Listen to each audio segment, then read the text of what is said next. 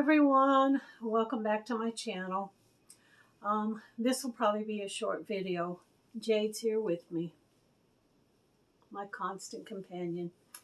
Anyway, I kind of wanted to update you on the circumstances that I was telling you about in my video that I did. And I think that video I did was on Mask Monday. I had mentioned that the city cops came by and gave me a citation for the condition of my yard, and I was having trouble weeding and mowing and taking care of that by myself because it just exhausted me to have to get out there and do it. I had 2 more days left. I had been going out there every day with a weed eater and my nippers and cutting down what I could, and I just wasn't making a dent in it anywhere. And I know I look a mess today. I don't have any makeup on and my hair has been all sweated out and everything. But the reason for that is because yesterday I posted on Facebook to see if there was a place in Dexter that rented tools. I was going to rent a gasoline-powered weed eater so that I could get out there and try to clean some of that up by myself. And I should have done it earlier in the week. But I thought that I could take care of it with my electric weed eater, and that just wasn't happening. And my neighbor did come over and mow the back part and let me borrow his gasoline weed eater. But there was an area out there in the back that was just so overgrown and had grapevines wrapped around it. Just the weed eater just would not do anything in there. Eventually, when I didn't hear anything back on Facebook, I said I've got like the rest of today and tomorrow to get this taken care of, because Friday the cops are going to be back and they're going to give me a citation, a summons to go to court if I don't fix it. So I got into my envelope where I keep my money, that I put a little bit of money back out of each paycheck to pay on my electric bill, for my heat and gas and electric and all. And I got in there and I took some money out of there and I went to Orscheln's and I bought a gasoline-powered weed eater. Now, I bought the cheapest one they had. They had an ad in the paper that said they had one for $150. And I was prepared to pay $150. But when I got there, I was actually able to find one that I could actually carry that wasn't real heavy, and it was only $89. So I went ahead and chunked down the $89 because I knew that I had to get this taken care of. And then I went out there yesterday. I couldn't hardly get the thing started. That pulling on that cord was just exhausting me to no end. I did manage to get it started twice and went out there and weed eat it a little bit, but it kept wrapping around those vines out there from the grapevine, and then it would shut off. And then I couldn't get it started again, so I just basically got discouraged with the whole mess. So I brought it in the house. And I sat down, and I was pretty well just sitting in the recliner crying because I'm thinking, how am I going to take care of this mess? If I go to court, it's probably going to cost me anywhere from $50 to $100 for a citation. Well, one of the ladies from my church come back on there, and finally, she actually responded to me while I was at Orscheln's getting the weed eater and asked me what was it I needed. And I told her, I said, I need a weed eater, but I also need somebody that can help me. I'm just physically not able to do it. And I'm going to put Jay down. I don't know if y'all can see it or not, but when I get stressed, stress does a lot of things to your body. But when you get stressed, everybody handles it in a different way. For me, I have a tendency to scratch at my face and cause sores, or I will bite my lip and bite off pieces of skin. And I don't know if you can see it or not on my lip, but if you look right here, see those red spots? That's where I actually was sitting in the chair doing like this, biting and picking on my lips, because I was just so worried on how I was going to get anybody to come over here. So she responded, and I told her, I said, I need a gas weed eater, but I'm fixing to go buy one, but I really need somebody to help. Well, evidently she passed the word along to my church, and my pastor called me that night around 9 o'clock to see if there was anything he could do.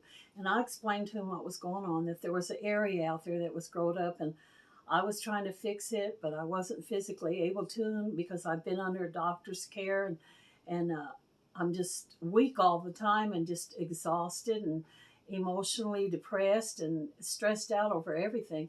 So he told me that he had a gas weed eater and some stuff, and that he would come over tomorrow afternoon and see if he could work on it, and that two other people from the church had said that if he would go over there to work on it, they would like to come and help too. One of them was the lady that had responded to me. So we set up a time and everything. He had a meeting in another town at noon, but he said he would come later on that afternoon. I said, okay, I would expect you that afternoon.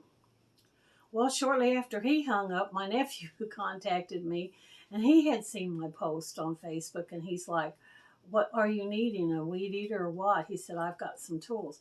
So I got back with him, and I explained to him what was going on, and he said he would come. He said, I'll come tomorrow morning and see what I can do. So it's just unbelievable how God works sometimes in your life when you just don't know how it's going to work out. Because I actually had yesterday and today to get this fixed. They're supposed to come around tomorrow. So my nephew come over that morning, and we went out there, and I showed him what I needed done. And he had a hedge clipper, and we used the hedge clipper to cut down the vines that were wrapped around stuff and to trim the area where the blackberry bushes were that I didn't want cut down. I want to keep my blackberry bush, but the section down there where the fire pit was, I wanted that all removed. And there was cinder blocks in there that was sunk down in the mud, and so he had to get down in there, and he had to dig out all the cinder blocks, and he pulled them all out. Well, while we were out there discussing it and everything, my neighbor from the other side come over and wanted to know what we were doing. I think that he was afraid we were going to just cut down all the blackberry bushes, and that's not what I was intending to do. Because he actually planted the blackberry bushes, but they're actually growing over on my property.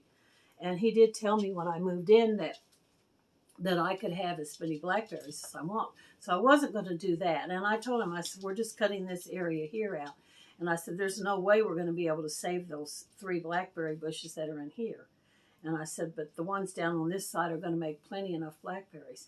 And he said, well, if you'll go ahead and get all them bricks out of there from the fire pit, he said, I'll bring my tractor over here. It's got a front loader on it. And I'll shovel that all out and clean that all up and dig up all the roots of everything. So I said, okay, that was good. So we did what we could out there. Me and him and his little boy came, and we were all out there weeding and cutting and doing what we could.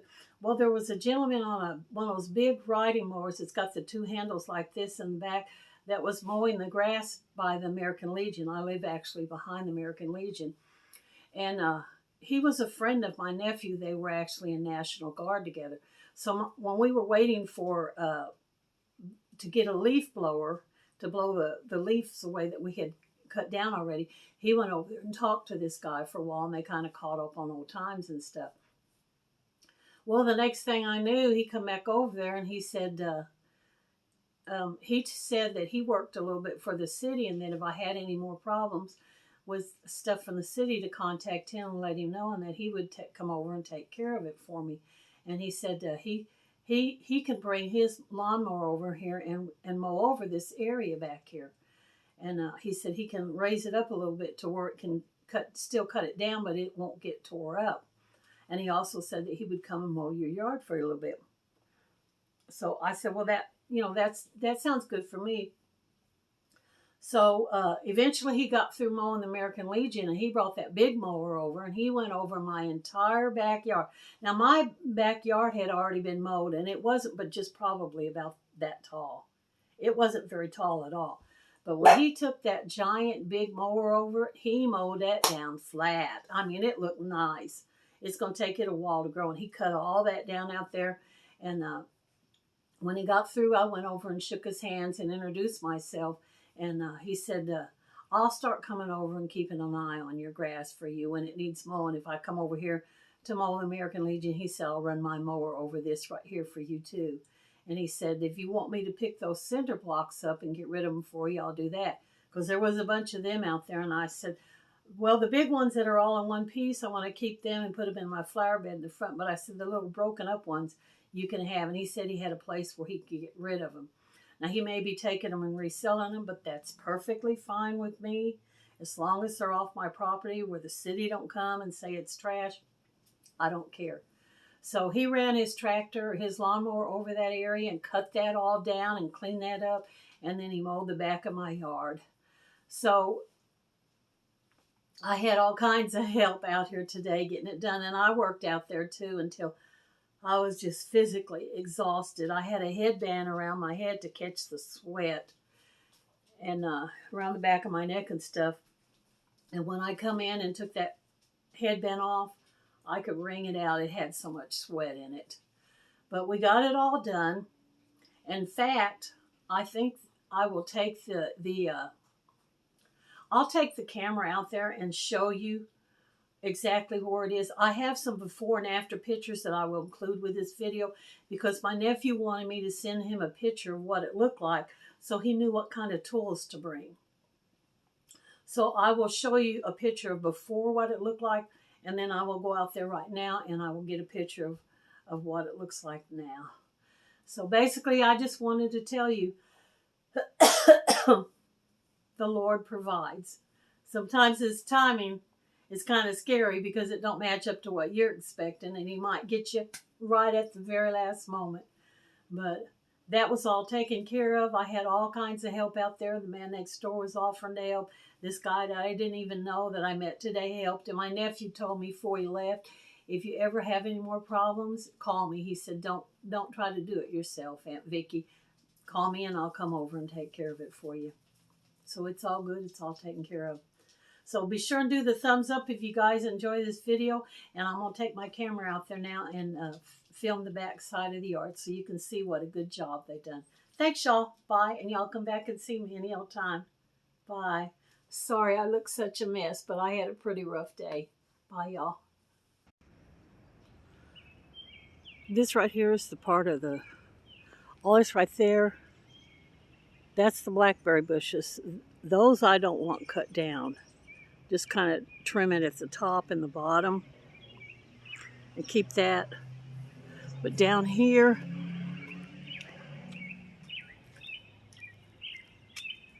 this part down here is what I'm the most concerned about.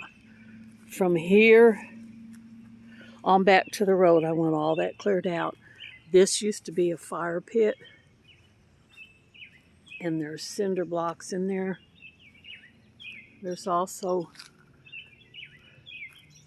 blackberry bushes in there, but they're going to all have to come out. There's one of the cinder blocks is right there. I want all that taken out, and then weeds like that chopped. All this here has to be cleaned out, I'm pretty sure. Because there's no way really that you're going to be able to separate the weeds from the blackberry bushes in this area. So I guess it'll just all have to come out. On the back of the garage.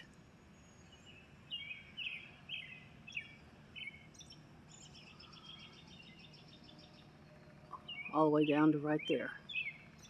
Okay, we're coming up on the back part of it now. This is where the grapevines are that I didn't want to cut down because you can see they've got a lot of blossoms on it. So we just kind of trimmed underneath them and we cut down across the top to make them look better. And then this area down here, there's where all that growed up stuff was. We've cut it all completely down. Mowed it down. I don't know if you can see in this video, if you can tell much from it, but between weed eaters, hedge trimmers, nippers, and that guy's big lawnmower, we were able to cut it completely down to the ground. And then here these are all the bricks that we got out of the fire pit. He's supposed to come over next time he mows the grass over there and back and pick these up. And we also trimmed some of the limbs off the tree out here.